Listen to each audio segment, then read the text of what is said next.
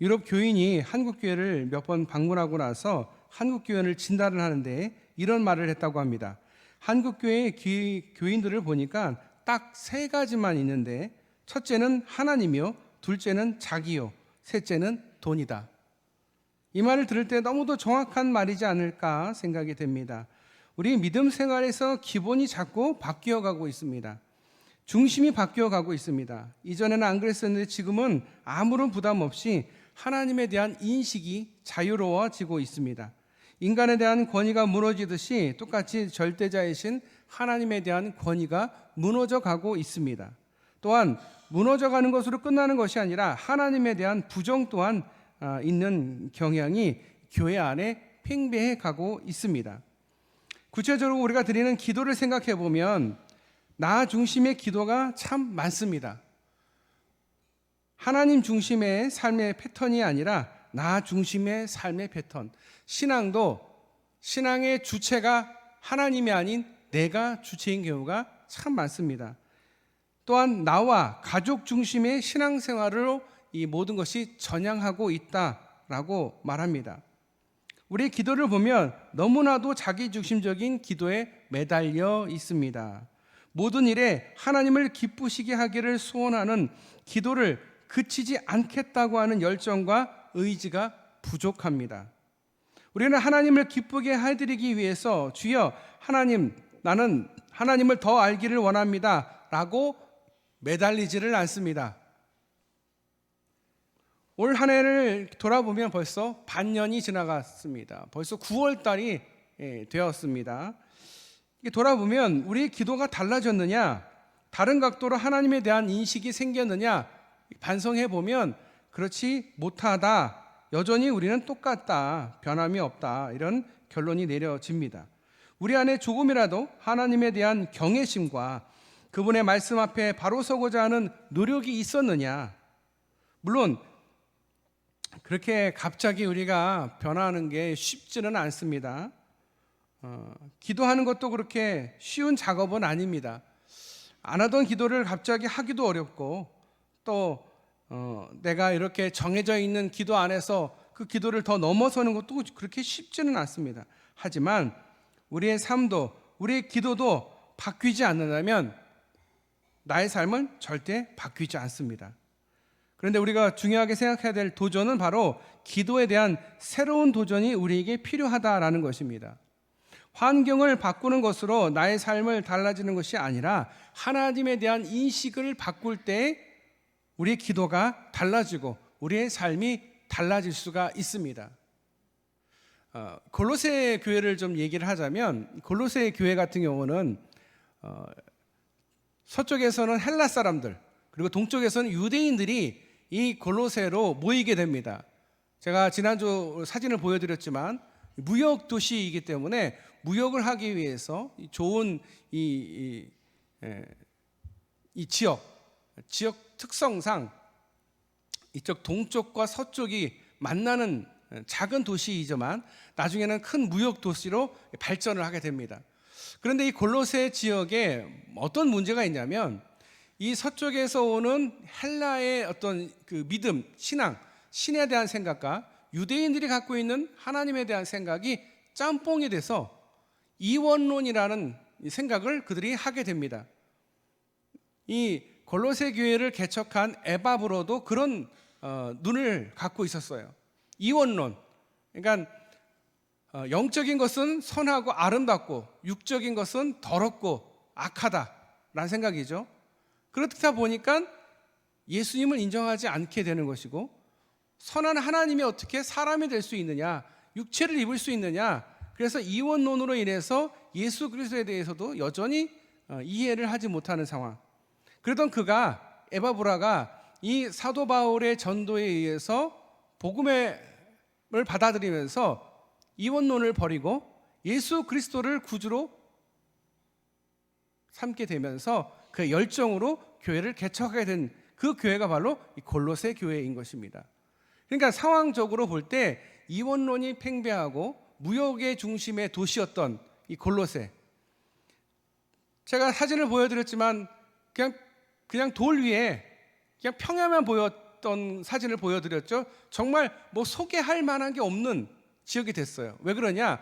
옆에 있는 라오디게아, 히에라폴리스 쪽으로 무역의 중심이 옮겨가면서 그들이 다 떠나갔기 때문에, 또한 이 터키는 지진이 굉장히 심했어요. 지진이 자주 발생을 해서 결국은 거기 있는 사람들이 다 떠나게 됩니다. 그래서 남아있는 것은 유적 위에 이렇게 흙 무덤만 있을 뿐인 거죠. 지금 현재의 상황은. 그러니까 그 당시에는 이 골로새 교회가 있던 그 당시에는 굉장히 무역이 굉장히 크게 이루어지고 있었고, 또한 이원론이 굉장히 팽배했던 시대다. 그들이 하나님에 대한 인식이 그렇게 이원론 쪽으로만 되어 있던 그들에게 복음이 들어오면서 그 인식이 바뀌어지게 됩니다.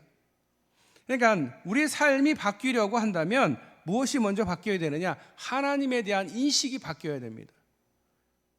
기도를 하더라도 하나님의 바른 인식을 가지고 기도하는 것과 그냥 내 생각에, 내 기준에 내가 이해하는 하나님을 놓고 기도하는 것은 분명히 다릅니다. 결론도 다르게 될 것이고요, 태도도 다르게 되겠죠. 그런데 여러분 어떠냐? 요즘에는 하나님에 대한 인식, 하나님이 중요한 것이 아니라 내가 중요해요.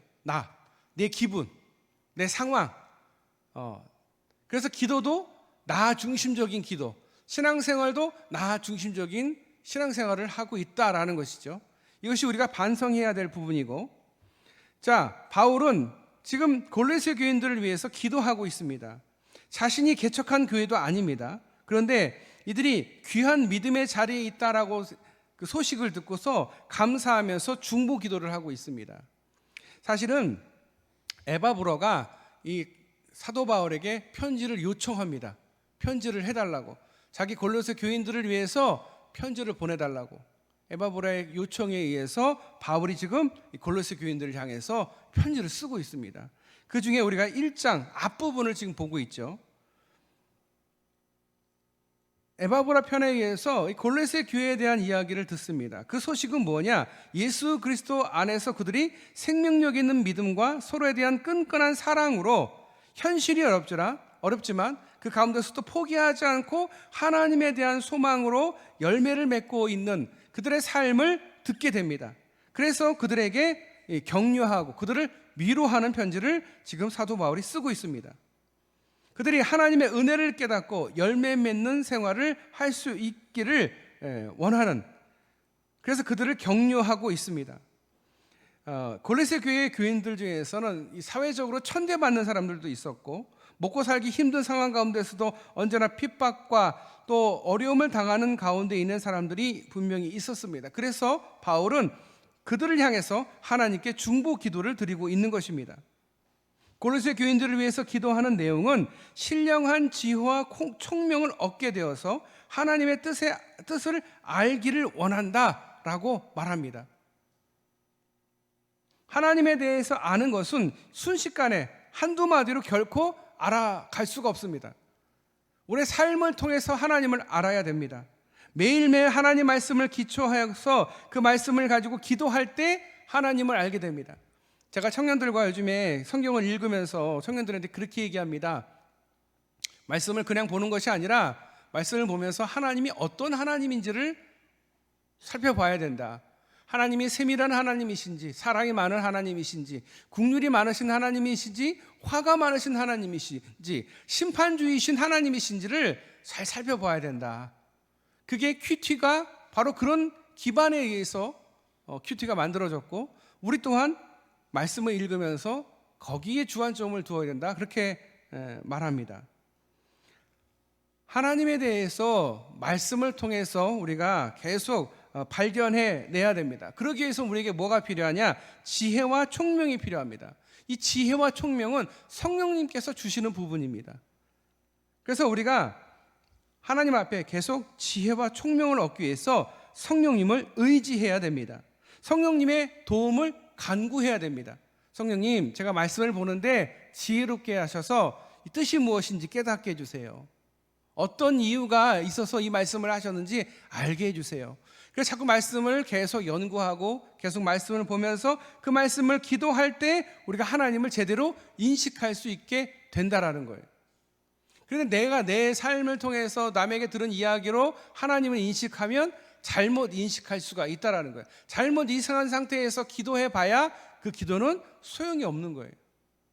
하나님을 바르게 알고 하나님에 대한 그 인식을 바르게 갖고 하는 게 굉장히 중요하다. 그래서 여러분, 신학을 보더라도 신학에서 제일 먼저 하는 건 뭐냐? 다른 기독론이나 아니면 성령론이나 많은 게 있어요. 인간론이나 많은 게 있지만 제일 첫 번째 장은 신론입니다. 하나님에 대해서. 창세기 1장 1절에 뭐라고 되어 있어요? 태초에 하나님이 천지를 창조하시니라. 하나님이 어떤 분이시다? 천지를 창조하신 분이다라고 창세기 1장 1절부터 시작이 되는 거예요. 바른 하나님에 대한 인식이 돼 있어야 우리 신앙이 바를 수 있게 되는 거고요. 또 우리 신앙의 중심은 내가 아닌 거예요. 결국은 누구다? 이 모든 것을 창조하신 하나님이시다. 우리가 이 부분을 놓치면 우리 신앙이 점점 약해지게 되어 있습니다. 또 잘못된 방향으로 갈 수밖에 없고요. 우리의 그 열심과 수고가 헛될 수 있다라는 거예요. 그래서 항상 우리가 하나님이 우리 인식에 항상 있어야 됩니다.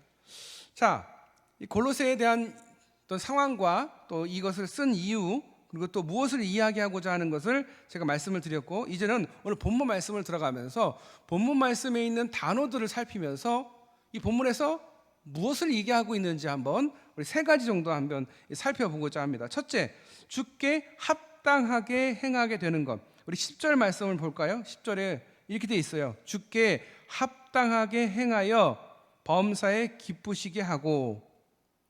자, 이 단어를 잘 봤죠? 합당하게 행하여. 여러분, 합당하게 행하여가 뭘까요? 에베소서 4장 1절에 너희가 부르심을 받은 일에 합당하게 행하여 라는 단어가 나오고요. 빌립보서 1장 27절에 오직 너희는 그리스도 복음에 합당하게 생활하라 라고 되어 있어요.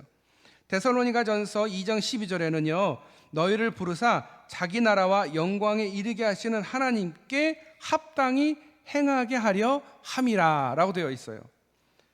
당시 교회에서 일반적인 교훈으로 사용되었던 말씀이다라는 거예요. 합당하게. 주께 합당하게 행하는 것은 하나님의 뜻을 아는 지식이 필연적인 전제입니다. 그러니까 하나님에 대한 바른 지식과 인식이 있는 상태에서 하는 행동이 합당하게 하는 행동이 되는 거예요. 하나님 제대로 몰라요. 하나님을 인식하지도 못하고 하나님에 대해서 잘 모르는 상태에서 하는 삶은 주께 합당한 행동이 아니다라는 거예요. 그러니까 쓸데없는 일을 하는 거예요. 하나님을 제대로 알아야 돼. 그래서 우리가 맨 첫 번째 알아야 될 것은 하나님이 도대체 어떤 분이냐, 하나님이 우리 삶을 어떻게 만져주시느냐, 내가 하나님을 어떻게 인식하느냐가 가장 먼저 중요하다라는 거죠. 기독교 주식 그 자체를 목적으로 하는 것이 아닙니다. 신앙적인 행실을 지향하는 것, 신앙의 행실의 구체적인 내용으로는 범사의 주를 기쁘게 해드리는 것입니다. 그래서 오늘 10절에 보면 합당하게 행하여 범사에 기쁘게 하고. 자, 기쁘게 하는데 전제가 뭐예요? 앞에 있는 합당하게 행하는 것. 자, 기쁨이 있어야 돼요. 10절에 기쁘시게에 해당하는 이 헬라어는 거의 아부에 가까울 정도로 상대의 만족을 위해서 미리 알아서 행하는 것을 가르칩니다. 자, 우리가 누구에게 아부를 해야 될까? 사람에게 아부하면 안 되겠죠? 그럼 되게 추해 보입니다. 우리는 누구에게 아부해야 되냐? 하나님께 아부하는 거예요. 하나님께. 하나님의 마음을 알고 하나님을 바로 인식하고 하나님을 기쁘게 해드리는 거. 그러니까 기쁘게 해드린다라고 생각하니까 잘 이해를 못해요. 근데 우리가 하나님께 할 수 있는 게 뭐가 있겠어요? 우리가 하나님께 물질을 드리겠어요? 뭘 하겠어요? 우리가 하나님한테 할 수 있는 게 뭐냐? 하나님을 기쁘게 해드리는 거. 어떻게? 하나님의 마음을 알고 하나님을 만족시키기 위해서 그 마음을 미리 알고 행동으로 취하는 것. 그것이 주께 합당하게 행하는 것이다. 성도에게 있어서 주님을 기쁘게 해드리는 것은 모종의 반대급부를 얻기 위해서가 아니라 내가 하나님을 기쁘게 해드려서 하나님께 내가 뭔가를 받아내려고 하는 게 아니다라는 거예요. 우리 신앙의 기본은 하나님을 기쁘게 해드리는 거예요. 주님을 기쁘게 해야 되는 것 그 자체가 우리에게 신앙의 목적인 거예요. 이 목적을 우리가 잃어버리면 안 돼요. 우리가 목표를 달려가야 되는데 목표를 잃어버리면 내가 결승전에 결승골을 넣어야 되는데 골대가 어디 있는지 모르고 골을 차면 아무 소용 없는 거잖아요. 마찬가지예요. 우리가 정말 신앙적으로 하나님을 어떻게 하면 기쁘게 해드릴까? 이게 가장 중요한 거예요. 하나님을 기쁘게 해드리기 위해서 우리가 노력을 해야 되는데 먼저 어떤 노력이 필요하냐? 눈에 보이는 형제 자매를 주님의 뜻 안에서 기쁘게 하는 선행적인 노력이 있어야 합니다. 우리가 누구를 섬기고 누구를 기쁘게 해드리는 이유는 뭐예요? 그게 신앙인 거예요. 하나님을 기쁘게 해드린다라고 말하지만 진짜 우리가 하나님 직접 기쁘게 해드릴 수는 없잖아요. 그래서 하나님이 우리에게 보여지는 형제 자매를 허락하신 거예요. 우리 곁에 장애인들도 있고요, 믿음이 연약한 사람들도 있고요, 아픈 사람들도 있고요. 왜 그들이 있습니까? 하나님을 기쁘게 해드릴 수 있는 기회를 그들을 통해서 우리가 제공받는 거예요. 우리가 그들을 잘 섬기고 그들을 기쁘게 해드릴 때 하나님이 기뻐하신다 라는 것을 오늘 말하고 있다라는 거죠. 혹시 여러분 중에 나를 기쁘게 하지 못하면서 누구를 기쁘게 할 수 있단 말인가 라고 하는 분이 계실지 모릅니다. 그러나 그것은 착각입니다. 내가 상대를 기쁘게 하는 것부터 시작되는 게 먼저입니다. 저 사람들은 왜 나를 기쁘게 안 해주고 날 안 섬기지? 내가 이 정도인데? 나 이 정도 높인데? 여러분, 상대를 먼저 기뻐하는 게 먼저예요. 시작이.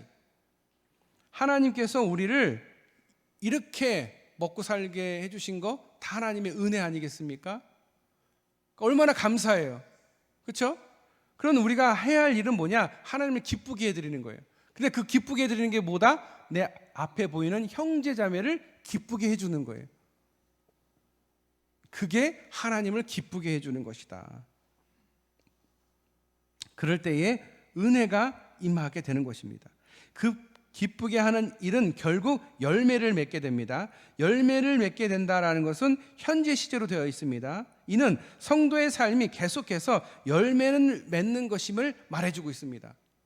그러니까 우리가 기쁘게 해드리는 일을 계속해야 돼요. 계속하다 보면 열매를 맺게 되는 거고요. 이것은 계속 진행형이에요. 계속 하나님 부르시는 그날까지. 그러니까 우리가 해야 될 일이 뭐예요? 하나님을 기쁘게 해드리는 일. 하나님을 기쁘게 해드리기 위해서 내 눈에 보이는 형제자매를 기쁘게 해주는 것. 그리고 결국 열매를 맺게 됩니다.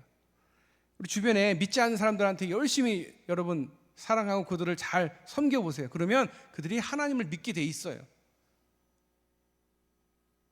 그게 열매거든요. 골로새 교회를 향한 바울의 기도에서 배우는 영적 교훈은 하나님 안에서 자라가는 것입니다. 그리스도를 닮아가는 모습으로 자라가야 하는 것입니다. 골로새 교인들에게 너희들 하나님을 닮기 전에 그리스도를 닮아라, 그렇게 얘기합니다. 오늘 우리 시대는 구조적으로 부패와 개인적으로 타락과의 그 싸움으로 모든 영적인 것을 소진하고 있습니다. 육적인 것도 소진하고 있죠. 그러나 우리가 여기서 조금 더 전진해 나가야 될 것은 믿음의 성숙을 위해서 우리가 힘써야 됩니다. 어떻게?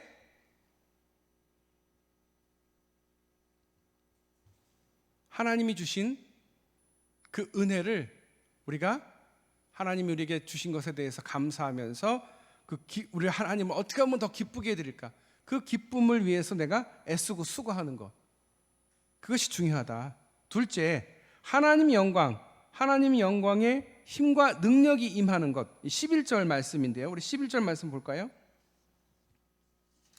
11절 말씀. 그의 영광의 힘을 따라 모든 능력으로 능하게 하시며 기쁨으로 모든 견딤과 오래 참음에 이르게 하시고.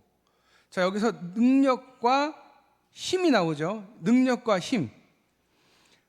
바울의 기도는 하나님을 아는 지식과 주께 합당한 삶, 그리고 열매 맺는 삶을 넘어서 이 고린도서 교인들이 하나님의 권능을 체험할 수 있게 해달라고 기도하고 있습니다.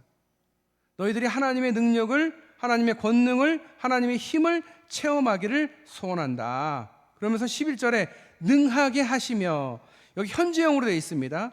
성도에게 발휘되는 능력은 하나님께로부터 임하는 것일 뿐만 아니라 지속적으로 받아야 하는 것입니다. 영광의 힘, 영광의 권능은 인간의 지성으로는 더듬어 올라갈 수 없는 초월적 영역에서 오는 하나님의 능력으로, 무덤에서 일어나신 예수 그리스도를 일으킨 능력이요, 환난 중에서도 기뻐할 수 있는 능력입니다. 이 순교하시는 순교자들이 이 사자 앞에서도 칼 앞에서도 두려워하지 않는 이유는 이 능력이 있어서 그래요. 이 능력이 뭐예요? 영광의 힘, 영광의 권능, 이것이 있기 때문에 그 고난 앞에서도 당당할 수 있었다라는 것이죠. 그 능력이 임하게 될 때 기쁨으로 모든 견딤과 오래 참음에 이르게 된다라는 것입니다. 견딤에 해당하는 헬라어 휘포모넨, 이것은 정해진 목표 지점을 향해서 고난을 무릅쓰고 정진하는 것을 뜻합니다. 견딤은 경주자가 총력을 기울여서 달리는 것에 대해서도 사용되는 말이기도 합니다. 결국 견딤은 유혹과 저항을 물리치고 한 곳을 목표로 향해서 묵묵히 달려가는 것을 뜻합니다. 그게 견딤이에요. 또한 오래 참음은 무거운 짐에 눌리거나 실패를 당해도 좌절하거나 포기하지 않고 끝까지 갈 수 있는 불굴의 투지를 의미합니다. 오래 참음. 그러니까 분명 이 견딤과 오래 참음은 즐거움과 거리가 먼 감정들입니다. 그러니까 예수를 믿으면 즐거워하고 좋아하는 일도 있지만 이런 오래 참음과 견딤도 필요하다라는 거죠. 그럼에도 불구하고 그들은 기쁨으로 감당하는 것은 바로 영광의 힘, 영광의 권능을 쫓는 하나님의 능력이 임한다라는 것을 믿기 때문에 그렇습니다. 여러분, 우리가 능력이 특별히 있는 게 아니에요. 우리가 믿음이 있기 때문에 그런데, 어떤 믿음이 있습니까? 영적 전쟁에서 우리 주님은 승리하셨다라는 거예요. 그것을 믿는 거예요. 지금은 내가 좀 힘들어서 그래서 견뎌내야 되고 오래 참아야 되지만 결국은 하나님께서 우리에게 준비한 면류관을 우리에게 씌워주실 것이다 라는 믿음을 가지고 우리가 견디는 것 아니겠습니까? 오래 참는 것 아니겠습니까? 이 삶을 사는 게 얼마나 힘들어요. 영적으로 정말 이 공격과 얼마나 이 힘든 이 삶을 살아가요. 하지만 우리가 견딥니다. 오래 참습니다. 왜냐? 주님이 준비하신 상이 이미 준비가 되어 있고, 이미 주님이 악의 세력으로부터 우리를 승리케 하셨고, 우리 승리한 거예요. 벌써 그냥 끝난 거예요. 벌써 영적으로 승리했어요. 그런데 우리는 그것을 믿느냐 안 믿느냐 차이인 거예요. 그것을 믿는 사람에게는 그 모든 어려움과 그것을 기쁨으로 견딜 수 있는 능력이 되는 것이고, 그것을 믿지 못하면 이 세상 결국 악한 세상 악에게 다 지는구나, 내가 견뎌봐야 이 세상 참 힘들고 안 되는구나 라고 포기한다면, 낙심하고 좌절한다면, 그다음 하나님의 그 은혜를 경험하지 못하게 되고 결국은 하나님의 그 면류관을 우리가 받지 못하게 되는 이 결과가 된다는 거예요. 그래서 우리가 하나님의 능력과 하나님의 힘을 의지해야 됩니다. 그 능력과 그 은혜를 우리 예수 그리스도께서 우리에게 주심을 우리가 믿어야 됩니다. 영광의 면류관을 믿는 여러분이 되시기를 축복합니다. 지금 힘드시죠? 사는 게 힘들고 삶이 참 두렵고 공포스럽고 또 힘들고 어려운 문제들이 정말 산재해 있는 우리 삶 속에서 우리가 포기하지 않는 이유는 하나님의 능력이 있기 때문에, 하나님의 권능이 있기 때문에 그것을 믿고 견디고 오래 참는 저와 여러분 되시기를 축복합니다. 마지막 세 번째, 성도의 기업을 얻게 하신다라고 되어 있어요. 12절이죠. 우리로 하여금 빛 가운데에서 성도의 기업의 부분을 얻기에 합당하게 하신 아버지께 감사하게 하기를 원하노라. 말이 좀 길어요. 좀 쉽게 얘기하면, 여러분 먼저 단어를 먼저 볼게요. 기업. 이 기업은 어디에 많이 쓰였냐? 옛날에 이스라엘 백성들이 가나안에 들어갔을 때 영토를 다 이렇게 분배를 받았어요. 그래서 그것을 기업이라고 해요. 그 기업을 받았다라고 얘기해요.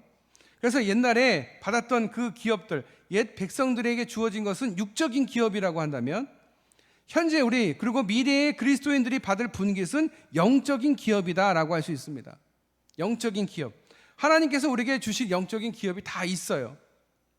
한편 합당하게 해당하는 헬라어는 히카노산티라고 되어 있어요. 근본적으로 충분하게, 적절하게 또는 갖추어진 자격을 의미하는 단어입니다. 합당하게라는 단어가.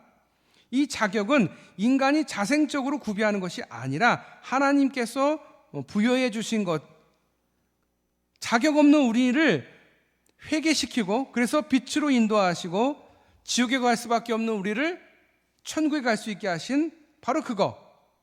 그게 바로 하나님이 우리에게 주신 은혜입니다. 결국 바울의 기도는 감사하기를 원하노라. 우리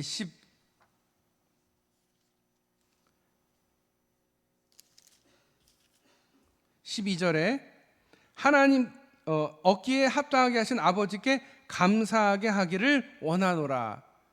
기도의 마지막이 뭐예요? 감사하기를 원하노라.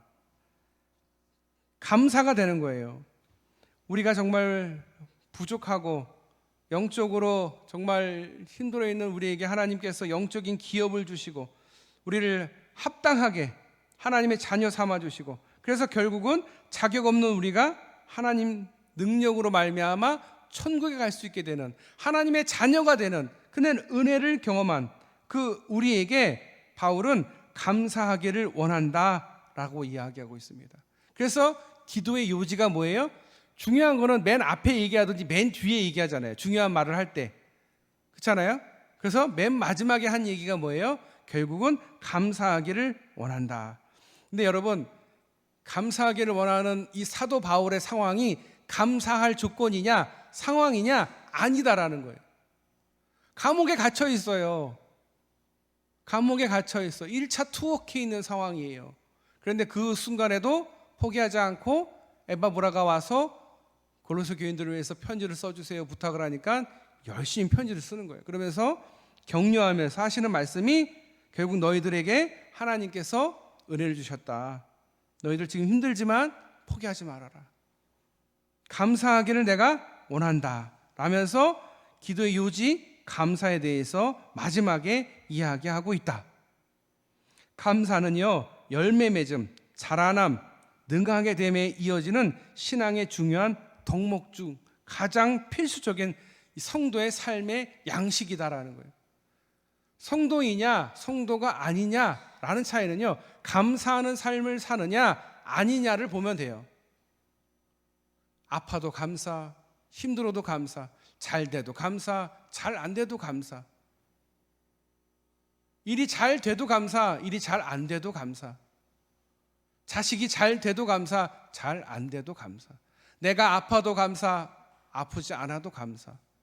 어떤 상황에도 감사할 수 있는 그 신앙 태도가 바로 성도의 필연적인 삶의 양식이다.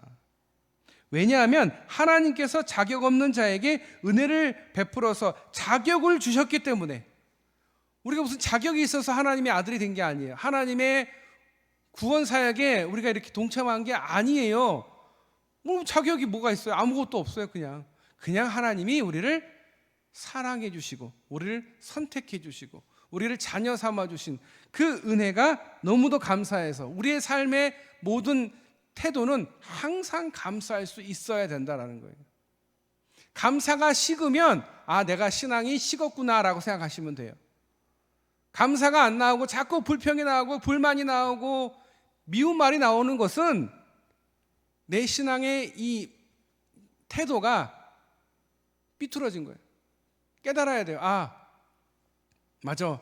하나님 주신 게 이렇게 많은데 하나님께 감사해야지. 그 감사는 그 은혜에 대한 합당한 응답이기 때문입니다. 은행에서 돈을 대출을 받은 한 기업가가 일사후퇴 때 옛날 얘기죠. 은행에 찾아가서 돈을 갚으려고 했습니다. 그러자 창구에 있던 직원이 지금 난리통에 남들 다 피난 가는데 돈을 왜 갚으냐? 갚을 필요 없다. 그래도 이 기업인은 굳이 돈을 갚고 피난길에 올랐습니다. 이후 그가 제주도에서 군 부대에 생선을 납품하는 이 일을 하게 됐어요. 기회를 얻게 됐어요. 그런데 그러기 위해서는 돈이 필요합니다. 그래서 사업 자금을 융자받기 위해서 은행을 찾아갑니다. 제주도에 있는 은행이죠. 그런데 찾아간 은행의 은행장이 바로 1.4 후퇴 때 빌린 돈을 갚고 피난을 간 이 기업가를 알아보고 무담보로 그 시대에 2억을 융자해 주었다고 합니다. 이 이야기가 사랑의 빚진 자라는 책에 실린 한국유리 회장 고 최태원 장로의 실화입니다.